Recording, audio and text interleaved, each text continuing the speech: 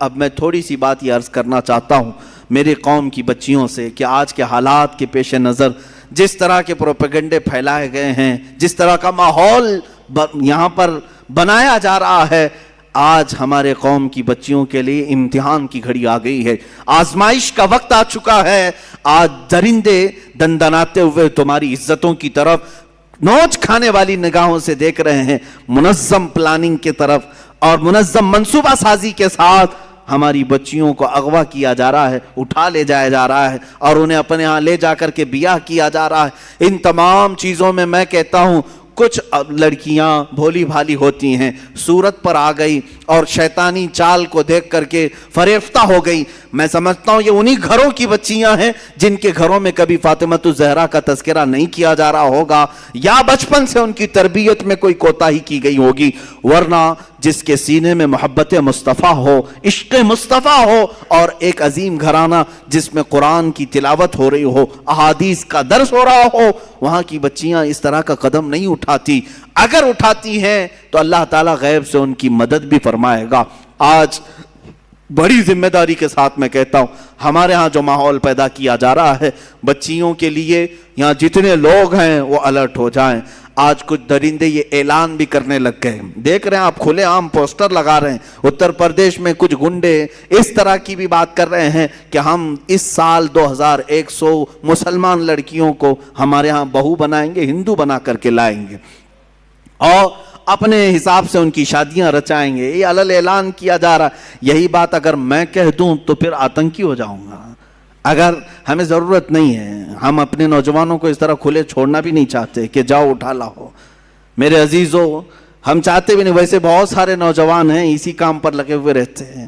اسلام اس طرح کی تبلیغ نہیں کرتا کہ کسی کے باپ کے کسی کی بیٹی کو اغوا کر کے لے آئے اور زبردستی اپنے بستر کا اسے سامان بنائے۔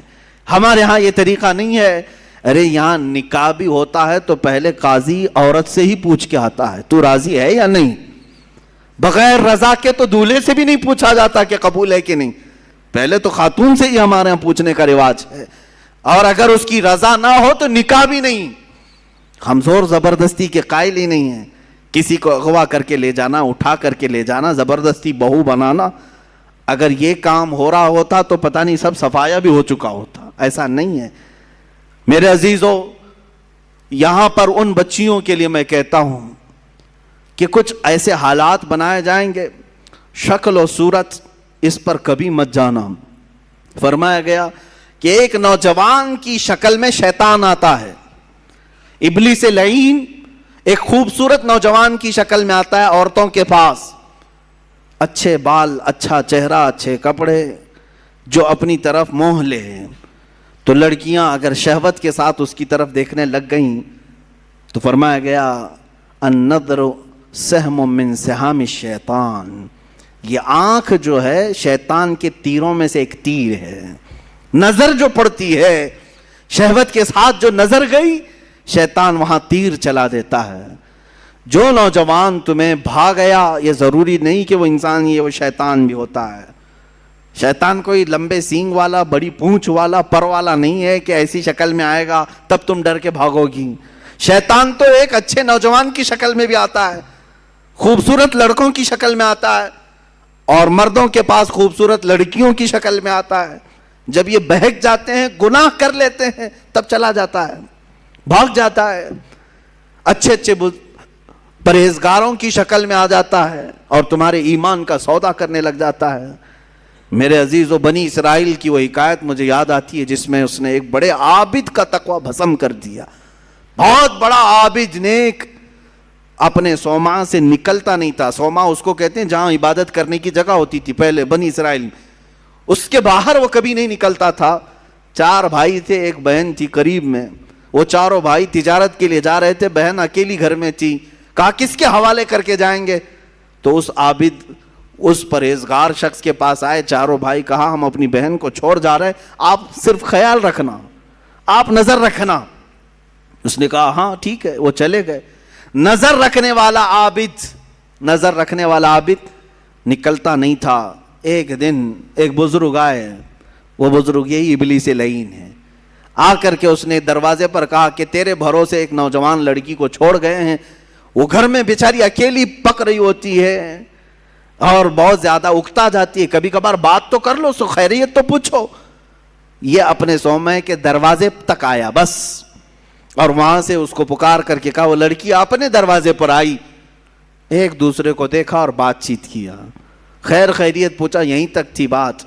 لیکن شیطان یہیں سے اپنے کام شروع کرتا ہے. اس کے بعد دوسرے دن یہ عابد اور بات چیت شروع کر دیا. یہاں سے یہ سلسلہ اتنا بڑا کہ اس کے اندر عبادتوں کی جو طلب تھی وہ کم ہونے لگی. اب یہ اپنے صومعہ سے نکل کر کے اس کے گھر بھی جانے لگا, جا کر کے گھنٹوں بات چیت کرتے رہے. وہ وقت بھی آیا جب اس نے اس کے ساتھ زنا بھی کر لیا, اس ایک نوجوان خاتون کے ساتھ, کیونکہ یہ شادی نہیں کرنے والا تھا. پوری قوم کے نزدیک یہ نہایت عابد ہے, پرہیزگار ہے, زنا ہو گیا, حمل بھی ٹھہر گیا. اب کیا کرے؟ نوجوان لڑکی کے ساتھ ایسے معاملات ہوئے ہیں, ڈرا. وہی ابلیس آیا پھر بزرگ کی شکل میں, کہا دیکھو بہت بڑا معاملہ ہو جائے گا, اگر تم یہ معلوم ہو گیا تو پوری قوم تمہارے ساتھ کیا کرے گی.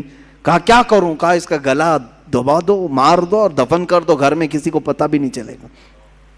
اس نے قتل کر دیا اس لڑکی کو اور دبا دیا اندر, زمین صاف کر دیا. جب چاروں بھائی تجارت سے واپس آئے, پوچھا کہاں ہے ہماری بہن؟ کہا وہ بیمار ہو گئی تھی, میں نے اس کو بہت علاج کیا, انتقال کر گئی, قبرستان میں دفن کیا, ایک جھوٹی قبر دکھا دیا. وہ روئے دھوئے, ہو گئی بات ختم. لیکن کیا یہیں پر سلسلہ ختم ہو جاتا ہے؟ چند دنوں کے بعد ان بھائیوں کے پاس یہ ابلیس آیا, کہا یہ عابد جھوٹ بولتا ہے, یہ جو عبادت کرنے والا مکار ہے جھوٹ بولتا ہے. تمہاری بہن سے اس نے منہ کالا کیا, حمل ٹھہرا, تو اس کے بعد اس نے مار کر کے یہیں گھر میں دفن کیا. انہوں نے کھود کر کے دیکھا تو لاش کا پرانا بقیہ مل گیا. اب وہ واویلا مچا کہ باہر آنے کے بعد اس کو صومعہ سے باہر کھینچا گیا, اس کے کپڑے پھاڑے گئے, اس کے بال نوچے گئے, منہ کالا کیا گیا, پورا گاؤں ٹوٹ پڑا, اس کا صومعہ توڑ ڈالے, اور اس کے بعد پھر اس کو پھانسی پر چڑھایا گیا. پھانسی پر جب چڑھایا گیا تب پھر ابلیس آیا. ابلیس آیا, کہا کہ بہت بری حالت ہو گئی تمہاری, مجھے افسوس ہے, مجھے افسوس ہے, لیکن میں تجھے بچا سکتا ہوں, میں تجھے یہاں سے نکال سکتا ہوں, میرے پاس طاقت ہے. کہا کیا کرنا ہوگا بتا دے. اس ابلیس نے کہا بس تو یہ کہہ دے کہ تیرے لیے سجدہ جائز ہے, یعنی اپنے لیے. کہا کہ تم مجھے یہ سمجھ لے کہ میں آزاد کروں گا تو تم مجھے سجدہ کرے گا. کہا بالکل کروں گا, سجدہ کروں گا. کفر کر دیا. اسی وقت اس کو پھانسی پر چڑھا دیا گیا. شیطان بھاگ گیا. جس کی ابتدا عبادتوں سے شروع ہوئی تھی, انہی نظروں کا دھوکہ تھا کہ کفر پر موت ہو گئی. یہ حکایت بھی موجود ہے. میں ان بچیوں سے بھی کہتا ہوں کہ تم اچھے گھروں کی ہوں گی, اچھے خاندانوں کی ہوگی. بہت ساری لڑکیاں یہ دلیل دینے لگ جاتی ہیں کہ ہم ان کو صحیح راستے پر لے کے آ جائیں گی, وہ مسلمان بن جائیں گے, فلاں ہو جائیں گے. تبلیغ کا اتنا ہی شوق ہے تو مجھ سے رابطہ کریں, بہت سارے میدان ہیں, میں بھیجوں گا تبلیغ کے لیے. صرف اور صرف کسی ایک لڑکے پر یہ اس طرح کے حالات, بسا اوقات ہم نے دیکھا ہے کہ تمہارا دین خطرے میں آ گیا اور کفر پر موت ہو گئی, کفر پر موت ہو گئی. ابھی چند مہینے پہلے, 6-7 مہینے پہلے کا ایک واقعہ گردش کر رہا ہے, اخبارات کی سرخی بھی بنا اور بہت سارے سوشل میڈیا پر یہ گردش بھی کرتی رہی بات.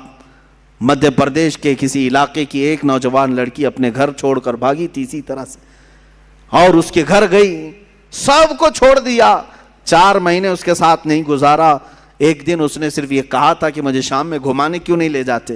اسی بات پر جھگڑا شروع ہوا, یہاں تک پہنچا کہ اس غیر مسلم نے اس عورت کو گلا گھونٹ کے مار دیا. لڑکی مسلمان تھی, گھر واپس آ نہیں سکتی تھی, مر گئی. اور رو دھو کر کے گھر والوں نے کہا کہ بیمار ہو گئی تھی, ہم نے وہی واقعہ ہوا. لیکن پولیس کو بعد میں شک ہوا, تفتیش شروع کی, 3rd ڈگری لگایا تو سب بول دیا. کہا کہ ایسا ایسا ہوا تھا اور میں نے مار دیا ہے, میں نے مار دیا ہے.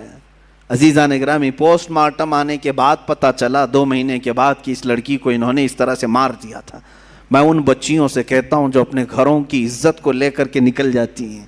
آج میں اسی بات کی طرف آنا چاہتا تھا. آؤ تمہیں میں مثالی خواتین کی وہ زندگیاں بتاؤں جن کے اوپر مکہ والوں نے مظالم کے پہاڑ ڈھا دیے. کیا نہیں کیا.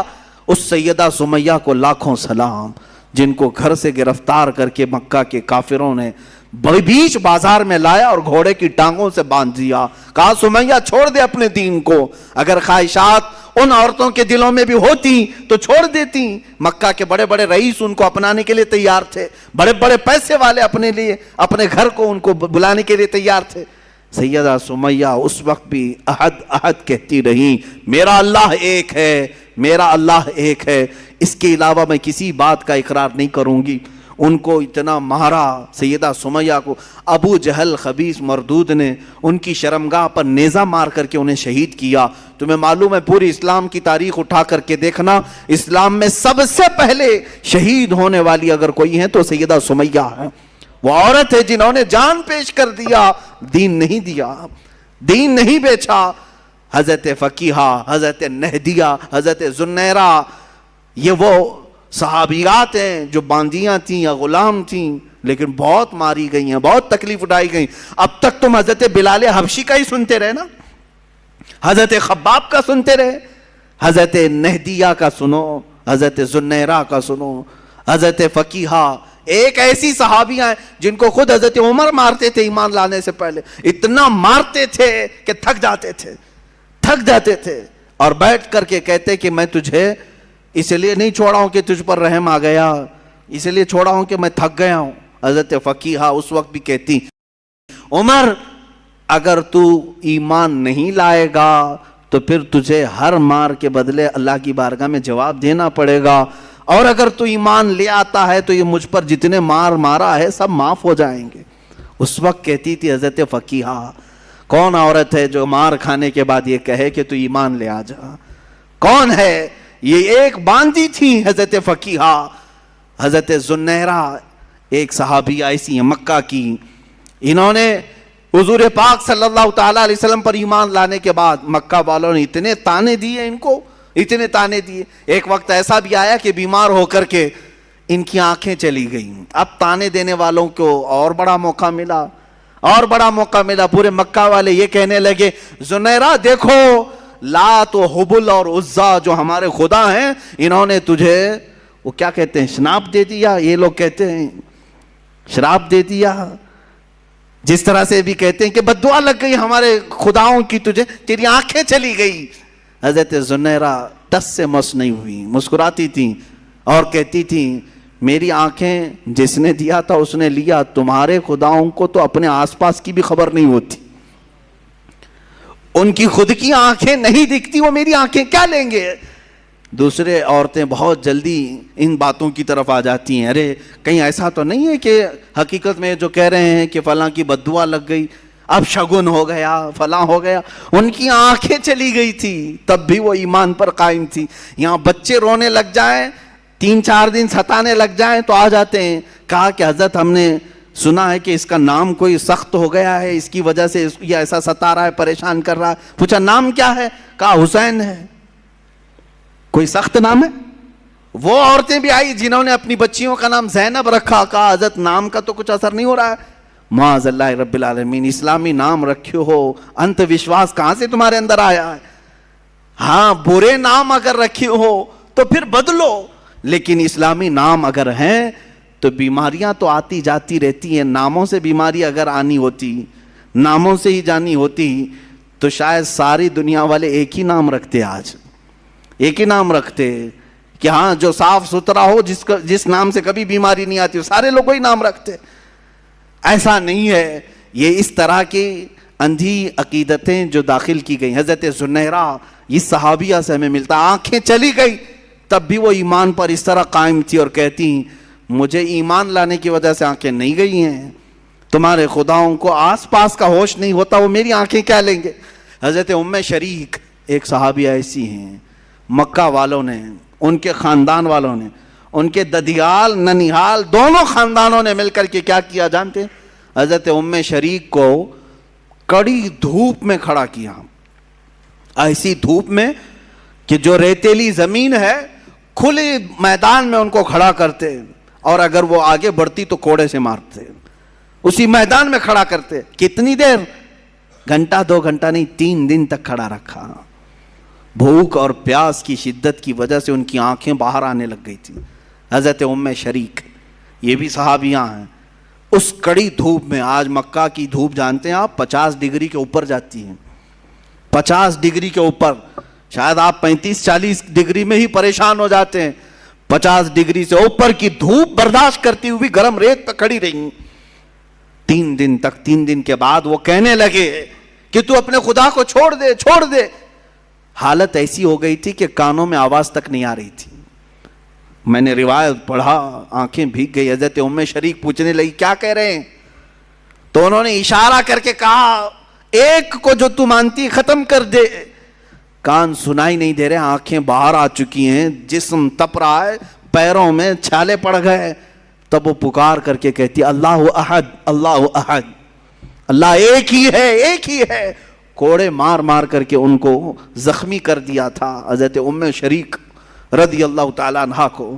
اور جانتے یہی وہ صحابیاں ہیں. حضرت ام سلیم, کتنی صحابیات کی میں بات تمہارے سامنے رکھوں. حضرت ام سلیم ایک وہ صحابیاں ہیں حضور پاک صلی اللہ علیہ وسلم جن کے گھر آرام کرنے کے لیے جاتے تھے, جو حضور پاک صلی اللہ علیہ وسلم دھوپ کے یا گرمی سے پسینے ہوتے تو وہ قطرے جمع کر کے رکھتی تھی. یہ حضرت انس کی ماں ہیں جنہوں نے حضور کے پسینے کو جمع کر رکھا خوشبو کے لیے. اور روایات یہ بتاتی ہیں ان کی 7 پشتوں تک وہ خوشبو آتی تھی. وہ ام سلیم جب ان سے نکاح کے لیے ابو طلحہ نے پیغام بھیجا, وہ ایمان لائے ہوئے نہیں تھی. آج کے حالات کے مطابق میں عرض کر رہا ہوں, ام سلیم کیا کہتی ہیں, ابو طلحہ کو بہت پسند کرتی تھیں.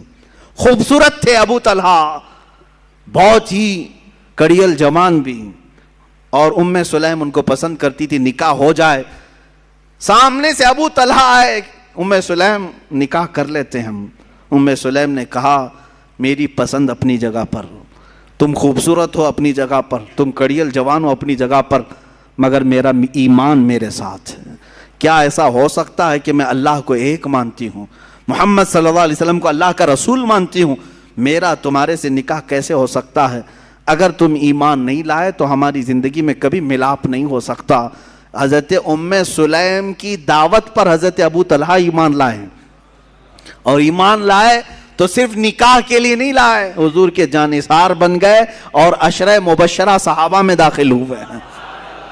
خواتین کا یہ بھی کردار ہے عزیزان گرامی. وہ ایسے نہیں کہ پسند آ گیا جوان تو گھر سے بھاگ کر نکل پڑی, چاہے کہیں پر بھی جا کر کے شادی رچانا پڑے. معاذ اللہ, ان بچیوں کی زندگی پر مجھے بڑا افسوس ہوتا ہے